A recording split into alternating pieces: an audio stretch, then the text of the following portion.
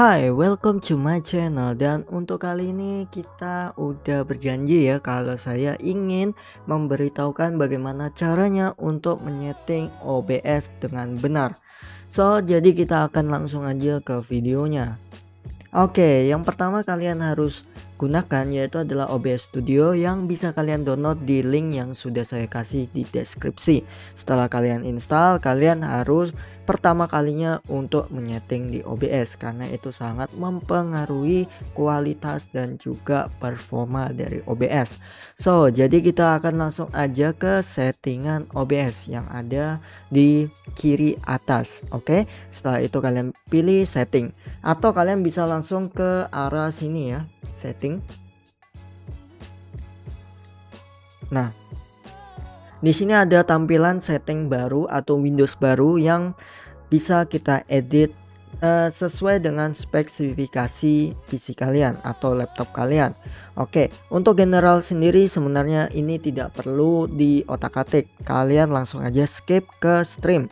Nah, bagi kalian yang ingin menjadi streamer, kalian membutuhkan yang namanya stream ini. Karena di sini bisa kalian lihat di sini YouTube, Twitch, Facebook, Restream, Twitter dan lain-lain. Dan kalian juga bisa custom streaming di website tertentu ya, mungkin kayak Nimo TV atau apa, itu kan berbeda ya. Itu kalian bisa menggunakan yang namanya custom URL sendiri. Jadi di sini saya tidak akan menjelaskannya, jadi kita akan langsung ke output. Nah, output di sini mempengaruhi kualitas dan juga performa dari OBS yang kalian gunakan. Entah itu kalian menggunakan perangkat yang low end, mid end, dan high end. Nah, di sini saya rekomendasikan untuk mengganti simple ke advance. Ya, jadi ini adalah settingan yang lebih luas daripada simple. Dan ini juga bisa mempengaruhi dari performa dan kualitas. Yang pertama ada streaming ya. Nah, di sini bagi kalian yang streaming ini sangat dibutuhkan. Mulai dari encoding ya atau audio track. Untuk streaming sendiri, audio track cuma bisa dilakukan di satu channel saja. Karena ini bersifat live streaming, bukan konten yang bisa kita edit kapanpun dan juga suaranya bisa dipisah-pisah. Nah, untuk di encodingnya ya di sini menggunakan Nvidia. Nah, bagi kalian yang menggunakan AMD pasti di sini ada tulisan AMD-nya.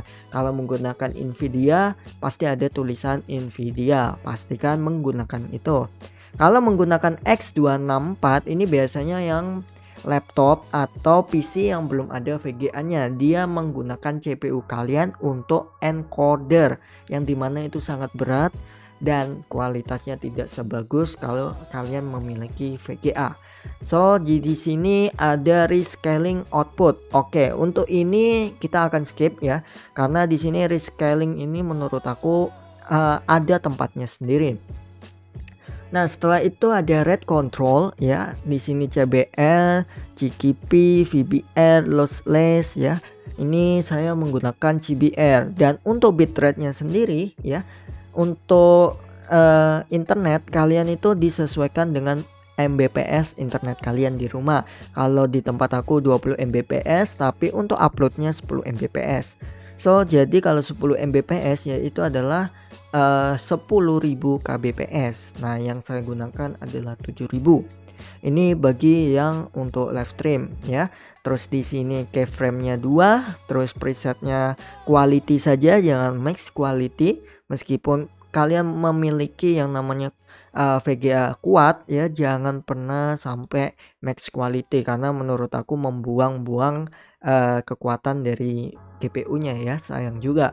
Dan untuk profilnya high ya, pastikan. Setelah itu di bagian bawah seperti ini saja, tidak ada di otak-atik. Nah, setelah itu kita akan pindah ke recording.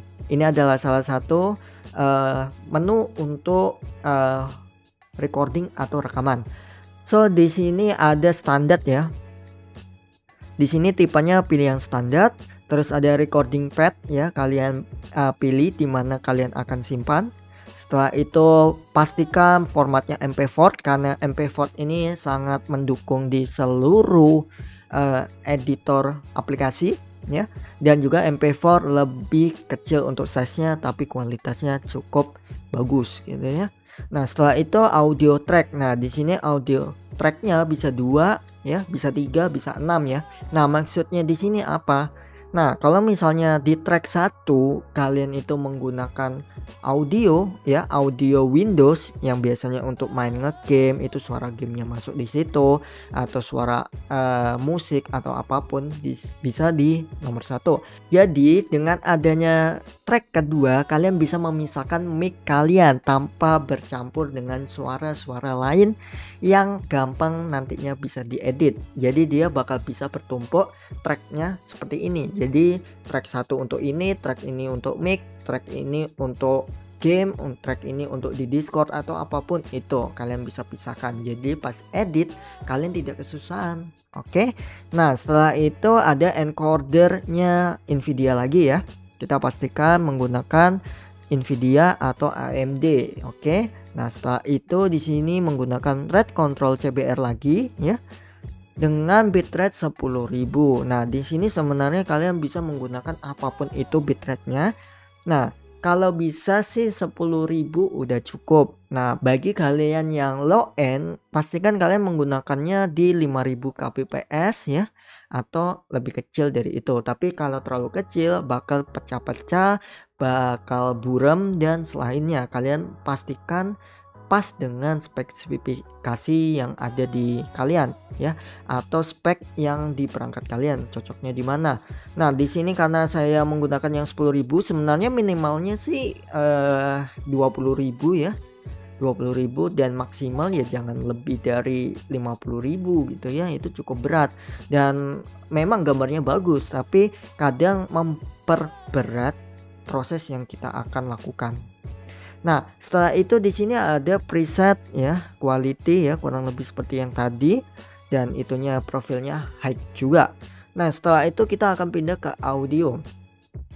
Nah, audio di sini sebenarnya nggak perlu kalian edit ya, tetap di audio bitrate-nya 160 karena kalau semakin besar ya itu prosesnya juga memakan waktu juga ya, maksudnya CPU-nya bekerja keras atau GPU-nya bekerja keras gitu kan.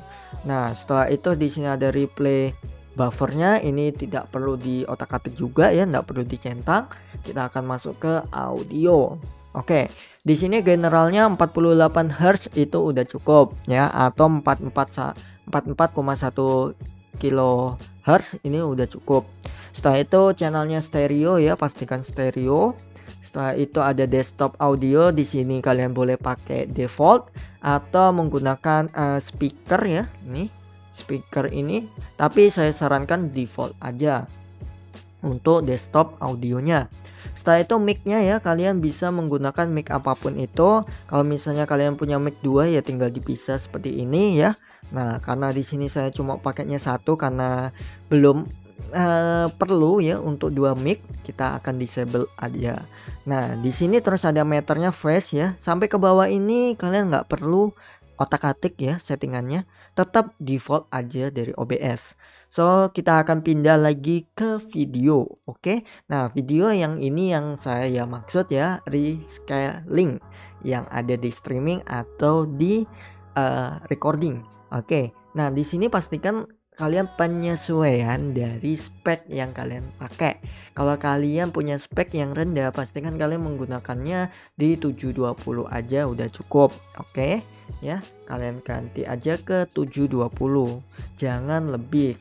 Soalnya semakin besar resolusi, semakin besar yang diproses oleh komputer kalian. Oke, di sini ada downscale filter yang dimana ada 4 menu yang bisa kalian pakai, yaitu adalah bilinear, area, bicubic, dan lens jaws ya.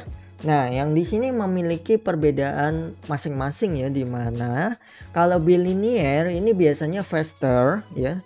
Proses yang kamu lakukan itu sangat tidak memakan CPU yang besar, tapi gambar yang dihasilkan sedikit blurry. Nah, biasanya ini dimanfaatkan untuk kalian yang memiliki spek yang rendah. Nah, untuk spek yang menengah kalian bisa menggunakan bicubic ya. Nah, seperti saya ini.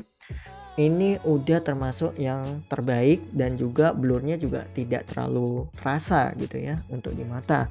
Dan untuk yang high end kalian bisa menggunakan lens JOS ya, yaitu adalah 36 sampel. Ini luar biasa XD-nya, tapi ya memakan CPU yang besar gitu ya.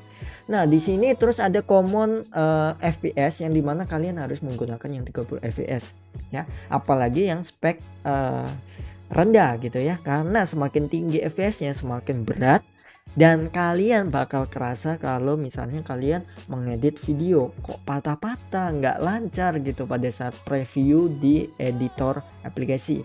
Nah, ini aku juga kerasa kalau misalnya 60 fps. Kalau 30 fps itu adalah standar untuk recording dan kalian bisa merasakan kenyamanan pada saat ngedit, oke? Nah, setelah itu ada hotkey. Nah, hotkey di sini sebenarnya kalian bisa atur sendiri ya, hotkey atau shortcut. Kalau misalnya kita tekan key, tekan 1 2 3 4 5 itu bakal apa ya? Misalnya start recording ataupun stop recording, terus pemilihan apa namanya? Scan atau source yang kita akan munculkan itu bisa kok di sini. Semua bisa di hotkey. Nah, setelah itu ada advance. Nah, advance di sini sebenarnya yang cukup kalian perlu ya, yaitu adalah general, antara above normal atau high ya, kalian bisa atur sendiri. Setelah itu ada video direct 3D, ini semua default ya guys ya. Jadi kalian nggak perlu kalian edit ya. Jadi di sini benar-benar kalian harus default aja. Takutnya kalau misalnya ada yang diedit, takutnya bisa mempengaruhi dari settingan-settingan. Oke. Nah, di sini kita langsung aja oke. Nah, sekian dari video bagaimana caranya setting OBS bagi kalian yang memiliki spek rendah atau menengah ataupun high end. Jadi terima kasih yang udah menonton video ini sampai selesai dan semoga video ini bermanfaat bagi kalian semua. Saya Kuroichi, bye bye.